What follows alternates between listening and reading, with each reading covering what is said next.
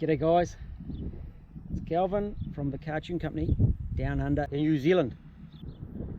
I had a question the other day from a man, and he asked, where do I put the brake booster line onto my 1UZ VVTi? It might be a 3UZ.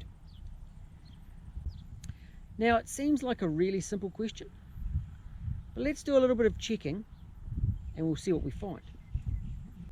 I've just had the saw turn up to pull to pieces, and I can see why it's coming to bits.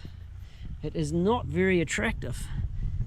Brake booster, line, one-way valve. Now don't forget the one-way valve.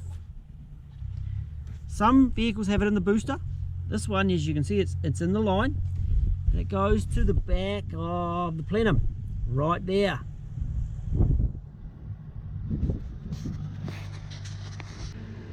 Are we good so far? Let's head back to the workshop and check a couple more. Right there it is. Again, easy. 1UZ VVTi. Back of the manifold.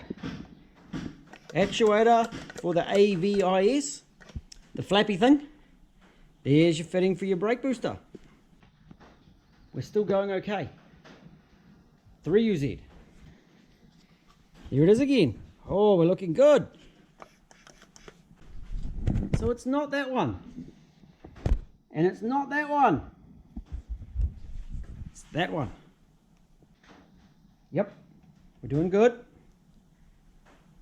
Let's go have a look at Old Yeller.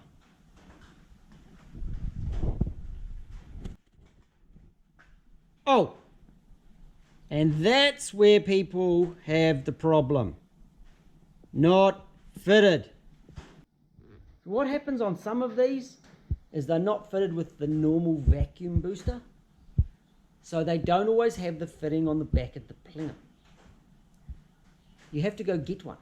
Find one, buy one, steal. No, don't steal it. Make sure you pay for it. And this is why some people don't know where it is.